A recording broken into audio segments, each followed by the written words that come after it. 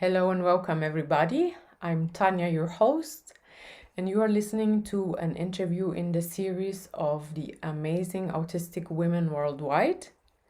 In this series, I interview women on the autism spectrum, showing our everyday life struggles, limitations, and problems. If you want to support me and help me make more of these interviews, please click the GoFundMe link below the video and you can contribute there. Your help is very appreciated. Thank you so much. So also, if you want to be interviewed, there's a Calendly link also below the video where you can request a first chat with me. And you can also hire me to make a personalized interview portrait for your own website, for example, so you can connect much deeper with your soulmate client and tell your client your unique story. I'd love to get to know you. Okay, every one of us has a unique story, and so has Stephanie, whom I invited today. Hi, Stephanie, welcome. Hello. Stephanie lives in the US. She's married and has 2 kids. Thank you for taking the time today, Stephanie, to appear on the interview. I appreciate the invitation. Thanks.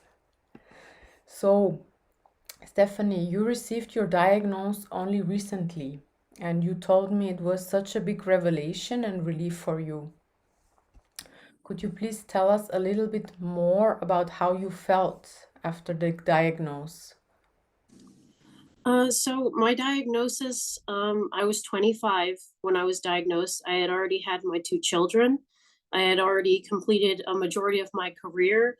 I felt for a long time that I knew who I was and what I was doing. And then I felt lost after having children to a degree because things were changing that were outside of my control.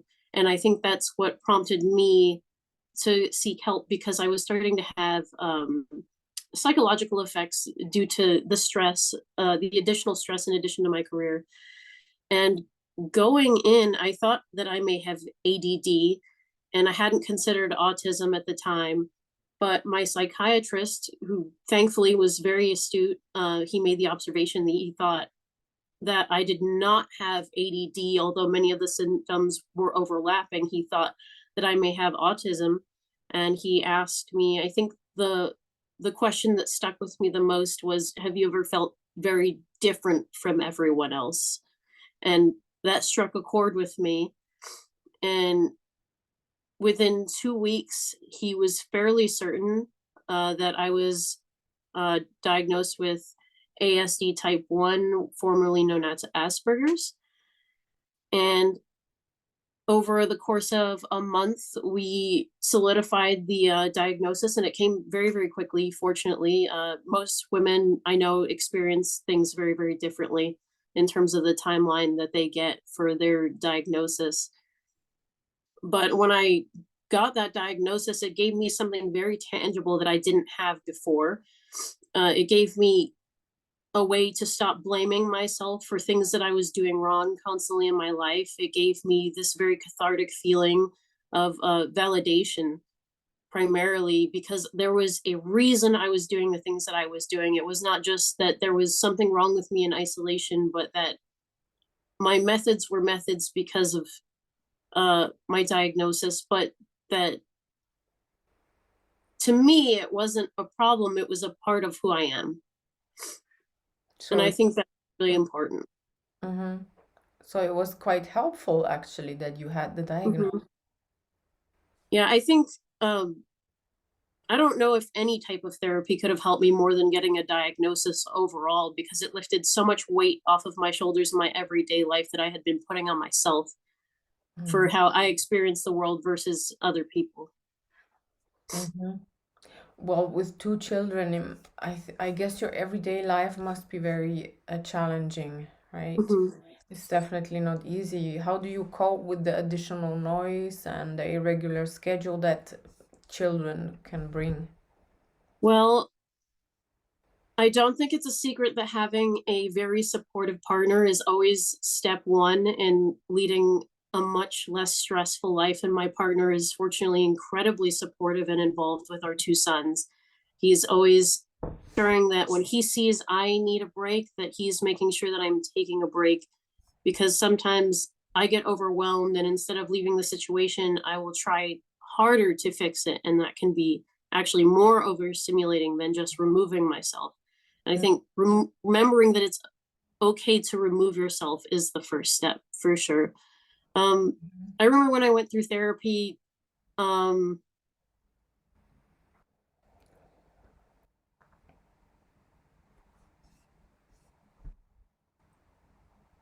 here, and with my husband around, it gave me more time to work with. But the flexibility with the second child was very much gone. My husband was gone more frequently. So it was up to me as an individual. And I think that is when things became more apparent. And then when I went to therapy, they said, um, well, what are you doing for yourself?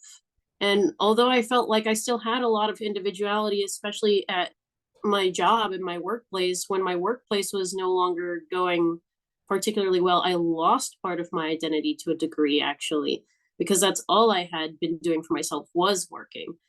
And so I started doing things that I was neglecting at work. I started taking more time off of work. The medical specialist assisted me with that. In the military, that's normally not an option. But for me, my therapist was incredible working with my chain of command. My chain of command was spectacular. They did incredible things for me that I know not everyone is lucky enough to achieve, especially in such a rigid structure.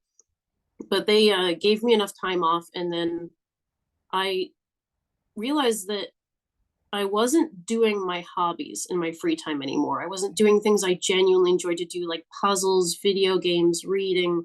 I don't think I had read a book in 5 or 6 years the whole way through from front to back at any point, if it wasn't for work or something work related. So then I started focusing on actually doing my hobbies, and I started creating a lot because I like to build. So I started doing a lot of craft work and things like that. Things that I had previously only done if it was like for a work function for coworkers going away or something of that nature. And then I started enjoying my free time more because I had free time, but I wasn't using it effectively. I think, maybe feeling guilty to a degree that I was not spending my free time on my children.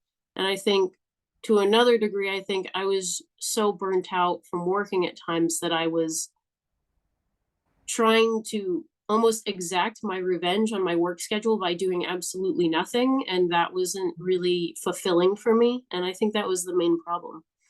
Mm-hmm. So one is a supportive partner, and number two is like starting to do some self-care Mm-hmm. things for yourself. Um,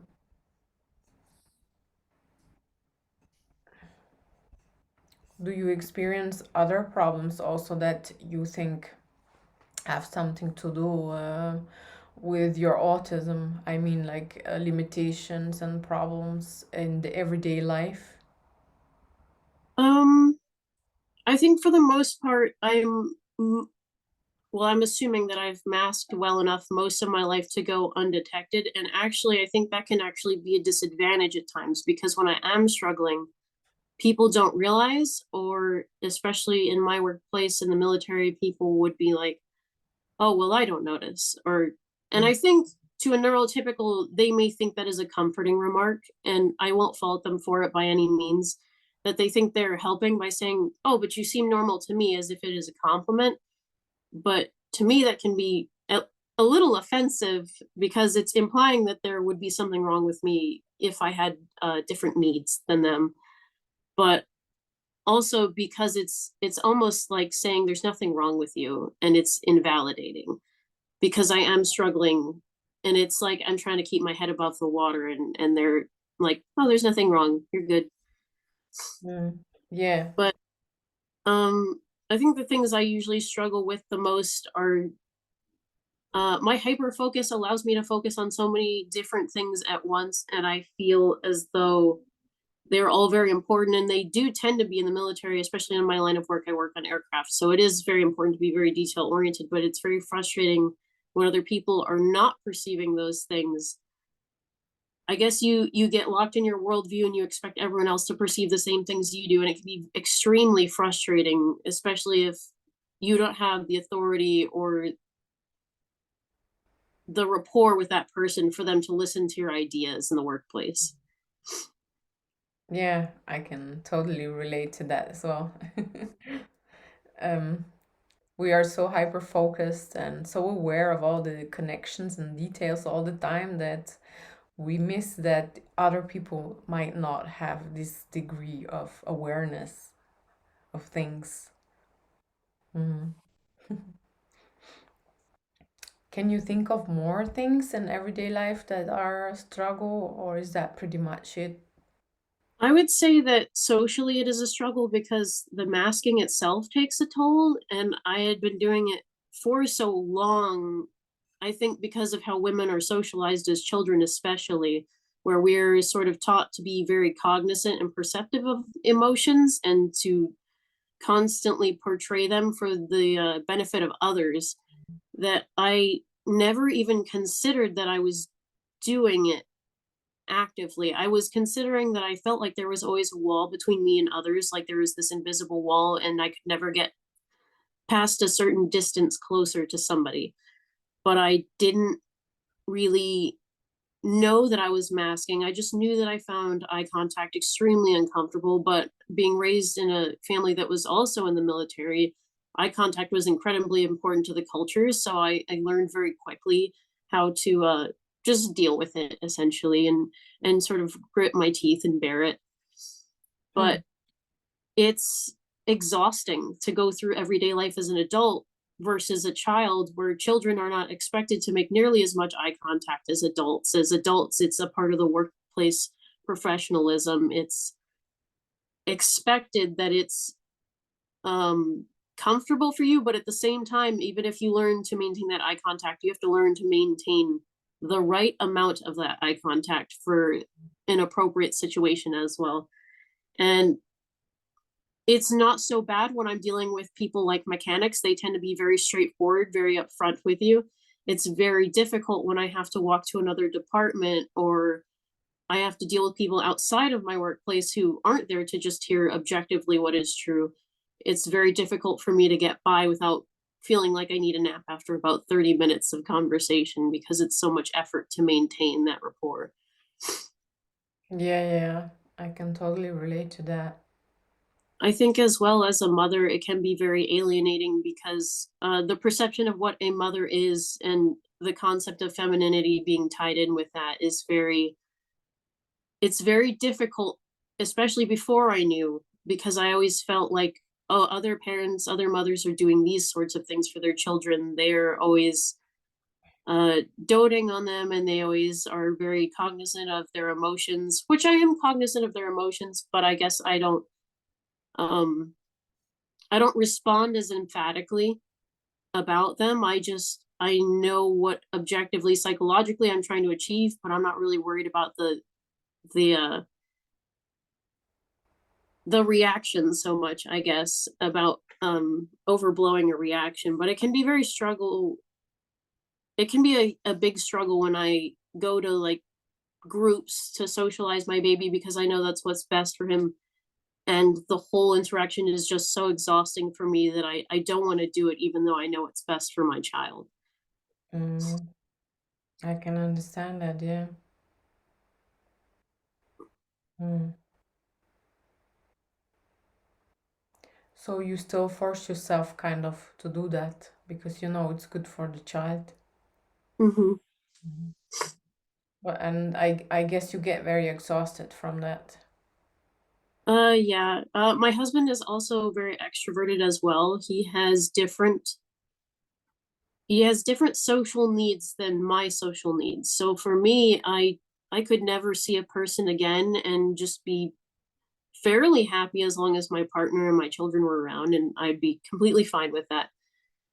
Mm. And even just maintaining a text relationship would be perfectly fine with me, and I would still consider myself close enough to that person to not really be in need of extra contact. And for him, if he doesn't call somebody, if he doesn't have a barbecue, a group meeting with friends or classmates or things of that nature, he starts to get some sort of social deprivation, and he starts to actually get a little depressed about it. And for me, it's actually very much the opposite. I get very depressed when I'm expected to reciprocate relationships very, very constantly, Mm. which being married to me is very different than a social friendship. Being married is very easy for me because my partner is very understanding, and because he's the extrovert in the relationship, he does most of the social things, but he feels as though he's an extension of myself in the room, just doing his own thing in the room, and we can just idly play next to each other. But with social interactions with friends, it's just all this expected attention, I guess, all the time. It's very overwhelming, and it's almost as hard as maintaining a child to me, because a child requires about the same amount of attention to feel valid in your eyes, and that's super important for most people in relationships. So that's very difficult. Yeah, yeah, I can see that. So actually, it's helpful that your partner is very extrovert and it balances it out. Yeah, I he does have uh, good people in his life, and so when they come over, they're always incredibly kind to me, and they're always very respectful as far as the distance they keep. They don't overstay their bounds, they don't stay too late or anything like that, but they always include me, and I never feel as though I am being alienated from the group like I often normally do in other social scenarios. And so it's healthy for me to have scheduled interactions, so it's more of structure with those relationships, but I'm not expected to maintain them. They just come into my life through him. That's a little bit easier. So I get that little separation, but I do get the interaction in and of itself from people I might not have considered being around otherwise. So sometimes it immerses me in something that I'm unwilling to do, but is not unenjoyable. I see, yeah. It's helpful, I guess. Mhm. Like that, yeah. And you don't have this urge or this need, let's say, no demand of the other person that you are one to one with them and Mhm. always calling. So and yeah, it's very helpful.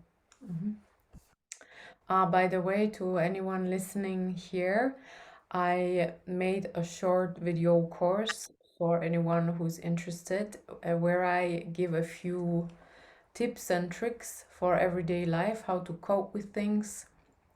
There is a link below that you can click and you can sign up to get it for free. I hope it will help you. Stephanie, did you find some kind of tool tricks for yourself that you do to cope with the stress in certain situations? Normally, I find that in a stressful situation, if you can sleep, that is always the best choice. I often find that when I am at the peak of my anxiety, typically the problem is very similar to that of the needs of a baby, ironically.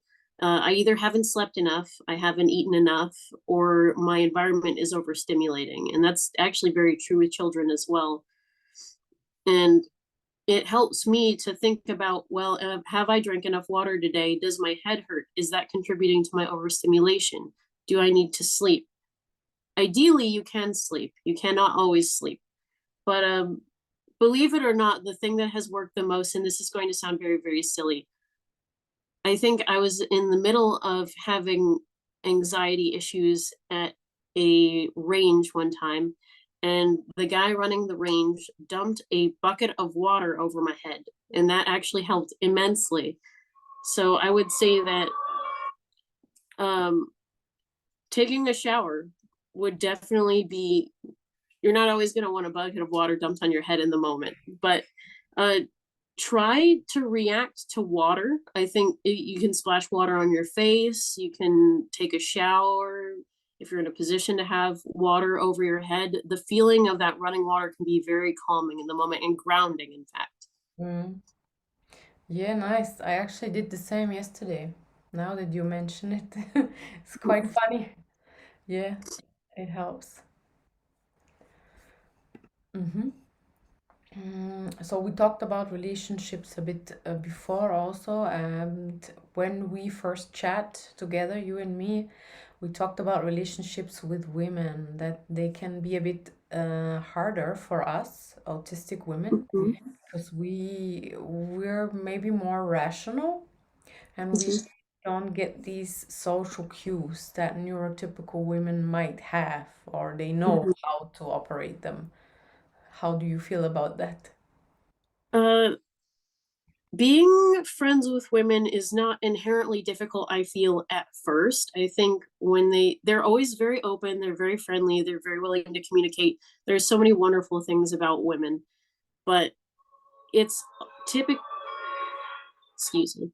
It's typically after that initial like honeymoon period, I would say, like the first 3 days that you're sort of hanging out with somebody, they start having expectations of you in return because they feel that that closeness warrants reciprocation. And sometimes I'm just not able to fulfill that need, and I think it may come across as rejection.